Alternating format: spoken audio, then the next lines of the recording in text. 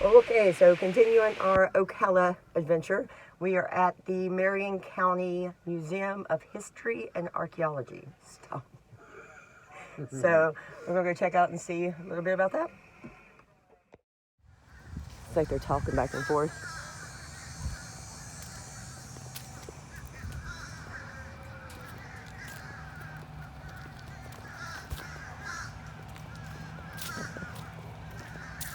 So this is an aerial map of what the campus of the school looked like in 1936 when the building that you're standing in, which was known as East Hall, was under construction. These are two pictures of during construction and when it was finished. It does have a basement, which is uncommon in the Right. Okay. This particular building is on the National Historic Register. And it was the isolation building for the school. So it had cells in it. Oh, okay? really? Yes, ma'am. Oh, wow. So if you were to come to the school, you would be sent here by the court and you would come to this building first. Okay. And it was a reception center where they evaluated you, like where you were in school. So kind of like a juvenile type Yes, detention? ma'am. It was. It was the only school for girls in the state of Florida at the time. Oh. Okay. It was segregated, whites only, and if you were African American, you went to a facility in the north end of the county where the prisons are. Oh. Okay? So after you were evaluated, you were sent to this building, which was a dormitory, okay? And this building was the cafeteria, and it is the only other building on campus that's recognizable, and it is that building through the door there. Okay. The yellowish. And what do they use it for now? It's the IT department for the county. Now this is State Road 40. I don't know what you came in on, but this road ended right at Fort King. It didn't go all the way down. It does now. It's Northeast 25th Avenue. Yeah, we went to Fort King when we first got into it the other day when we got here. Okay. So this is Alice McFearson, and she is the person that the government complex is named after. It was originally the Florida Industrial School for Girls. They took out the word industrial, and then it became the McFearson School for Girls. Okay. These are pictures on a website that you might find interesting. It's called floridamemories.com, and those are pictures of the school while it was in existence. This swimming pool here was right outside this neat. detention facility, which is kind of Cruel. like, yeah. It's like you can watch everyone else having fun. And just think, because this looks like it was probably taken in the 60s, but I don't know about y'all, but I didn't have air conditioning in the 60s in Florida, so they could hear them. This is our, if you want to start in an area that, from the beginning, that's, you're in here with the points and arrowheads. The drawers do open. Oh, really? For you to take a look at them. Okay. And if you want to do a timeline, you would walk through this area and then make a left into that room. Okay. And if you have questions, feel free to come and get us. Okay? All right. All right. Enjoy the rest of your lunch. Hard, though. Yeah.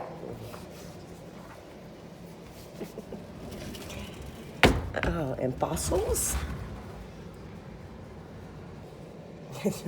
Thelma and Louise. That's what everybody says. Mammoth ribs. Look at that. It's massive.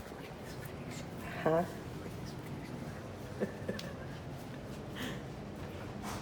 And the otter. What's this?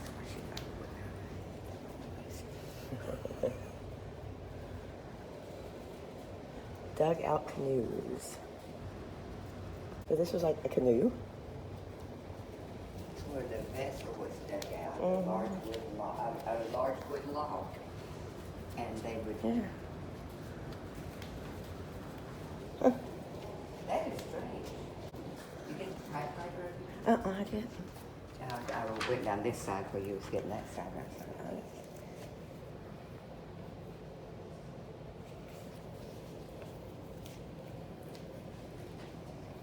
Flight school. Christmas of 1902. Okay, I'm not sure why something of 1990 is in the History Museum. I'm feeling old. I'm just kidding. Animal. Or of Mr. Henderson, and he owned. Lid Springs. And he's standing in front of a mound that was found on the property. Okay. And so once they dug into it and they saw what was in there, they called the University of Florida. And this is his collection here. Oh, okay. Everything that says Henderson collection is from them. When they passed away, they gave it to the museum. The bowl has a bottom in it, but it is cracked, and it's plant-based, plant-fired. And And he found this under a mound on the property? in a mound. In a mound. So these big, Yeah. Where he's staying in it?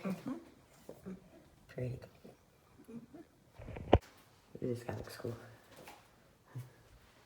Okay.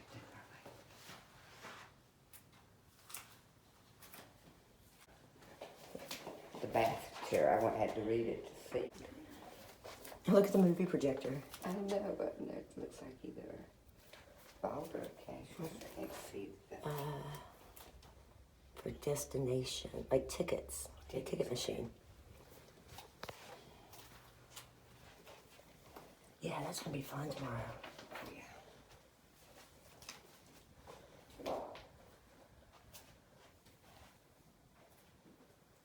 World War II, Korea, Vietnam. Oh. I can talk about Silver Springs and Six Gun. Oh, okay. Yeah, we're excited about Silver Springs tomorrow. That's where Have we're you going. been? We're doing the museum and the glass bottom boat tomorrow. Okay, so, when I was a little girl, you could just walk into Silver Springs and have a picnic there. You didn't have to pay anything.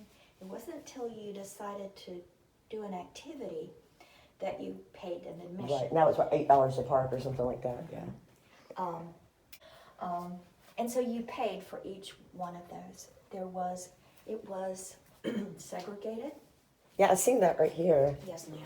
The segregated section was called Paradise Park. Okay. I was not aware of it even existing as a child. I did not know it. These pictures here are of African Americans that were celebrating at Paradise Park.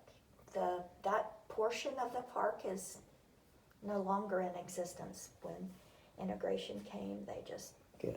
destroyed it completely. So here's a picture of Ross Allen. Ooh, with the milking snake. With Ooh. the snake. So just like every other tourist attraction, there were always things that you could buy, the little tchotchke souvenir type things. One of the things that Silver Springs is known for is the movies that were made there. These black and white pictures there, the top one is from a show called Sea Hunt with Lloyd Bridges. So he was into underwater diving. He made quite a few movies there. And then the bottom one is Johnny Weissmuller, which was Tarzan. And the gentleman on the left in that picture was my elementary school principal. Oh, yeah. Oh, wow. His name was Newt Perry.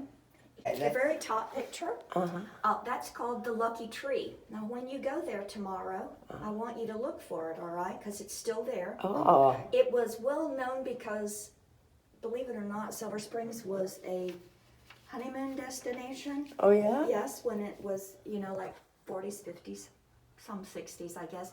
And it was said to be good luck if the bride and groom stood underneath that tree and had their picture taken. It is so old now, it is in the water, but it is still there, and I want you to take a picture of it We so will. you can compare what it looked like then and now. Oh, yeah. And I know you probably know that Ocala is known for its horse farms. Yes. Okay. And so Needles was a Kentucky Derby winner, and that came from Ocala. So we're pretty excited about that. Bonnie Heath Farm was where Needles was, and one morning I came up to the museum, and somebody had left me that Bonnie Heath Farm sign. I had no idea okay. who it was. They just left it on the front porch. Aw. We get stuff like that every now and then. We have no idea where they came from. There was a gentleman that owned an attraction in Maggie Valley, North Carolina. We were there. A ghost town in the sky. Yeah. We've been there. So Six Gun was built in that premise. Okay. Where you came to a train station, you rode the train into the town. There were gunfights, gunslingers, Yeah, we got to see all that. Undertaker. Yes, it was wonderful. Now Kirby Farms, which is in Williston, they have Six Gun reenactors now and again. So Oh, they yeah? have their own website, and you can see where And it's Kirby Farms. Kirby with a K. One of the things that Six Gun did was bring in movie stars. I saw Hoss and I saw Granny on the Beverly Hillbillies. Oh. John Smith was from Laramie, and those shows are still on TV I watch right all now. westerns. She loves it. And so these are all memorabilia things that you could purchase there. This is really an interesting collection because it was given by a lady by the name of Tracy Powell. And her mother is the bride that's in this picture. Her name was Betty Bloxam. And Betty married our hometown boy, Louis Dosh. Oh, okay. Louis Dosh was grew up here in Ocala, and his father was the editor of what is now the Ocala Star Banner. It was the evening and morning banner back then. He was at West Point, and they were married the day he graduated from West Point, and their wedding was featured in Life magazine on that day. This is a picture of them with the arch of the sabers. And so her daughter gave us this Oh, how collection. nice. Lewis's brother gave us this collection up here. So several things had gone on. They had gotten married. They went to the Philippines, and then when it began to turn bad there, she had to come home, and he eventually passed away in the Philippines during the death march there. Unbeknown to her, she was chosen to christen the USS Ocala Victory, which is the boat in that picture. And the reason why it was named the USS Ocala Victory is because war bonds were sold, and the Ocala people sold the most. Okay, so this champagne bottle is what she's holding in this picture that she used to hit the side of the ship. Okay. Now you know about Ma Barker, right? Okay.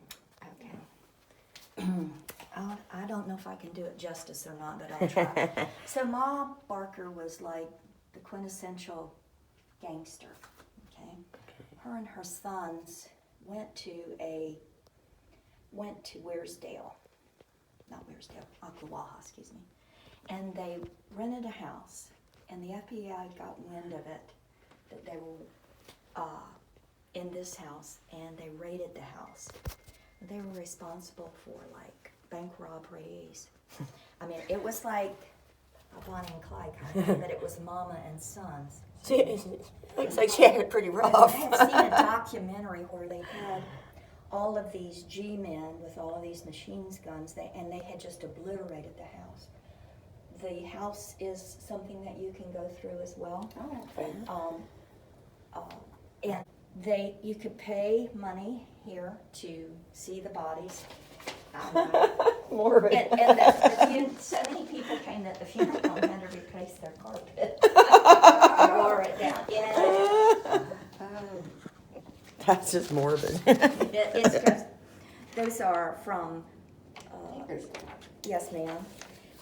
Frank Pinkston was responsible for the civil rights movement here in Ocala. His father was the pastor of one of the largest churches in Ocala. And so they used that as a place to meet. And he had gone to school, to seminary, and had come back home and started teaching school. And it was more a younger generation. Sorry about that. It was a younger generation, and he used college students and mature high school students to do the picketing that I saw myself in downtown Ocala. Oh. They were not being served, and so they picketed the lunch counters and that sort of Yeah, thing. I remember some of this. Yes, ma'am. So we give him credit for that. Make sure that you take a picture of this, okay, for your grandchild. It's your grandchild, right? Okay. So Oh. this doll we're afraid of. It's like those videos they watch where the dolls keep showing up wherever. There she is. She's porcelain, and she has more clothes than I do. I'm not exaggerating. Do y'all change her often? No, I don't. I don't want to go in the buggy. There is old, and it showed up on the porch one day. You know, it's just. That's what you see in the movies. Yeah, sometimes I would get a little nervous about stuff just randomly showing up like that. Especially if it's a doll, right? When you came down from the Jacksonville area, down on Ocala, that was the quickest mode of travel that there was, and they landed at Silver Springs. So that's why we're representing. Oh, I'm so excited about tomorrow. That's going to be so cool. So much stuff to see. There were no, as far as the Civil War, there were no actual battles here in Marion County. There was a plantation raid, but other than that, there were not actual battles. I believe that Gainesville had one. I know there's That was one the that we closest. went to the reenactment up by Lake City. Oh, Lusty. That one, yes. I went to that one a couple of times. That was pretty cool. Oh, this is cool. Now, your material, do you get that from their clothing, or have you ever? Okay, so that was Marion County Museum of History and Archaeology. Miss Marilyn says her main job there is just to take the money. It is a $3 donation to tour the museum, but she did an excellent job of narrating. Knows a lot. She grew up here, so she knows a lot about the area, and she gave us a lot of good information about some other things to go check out. So tonight we're going to go watch a bat event. So go ahead and get ready for that one to come out soon. All right, see you soon.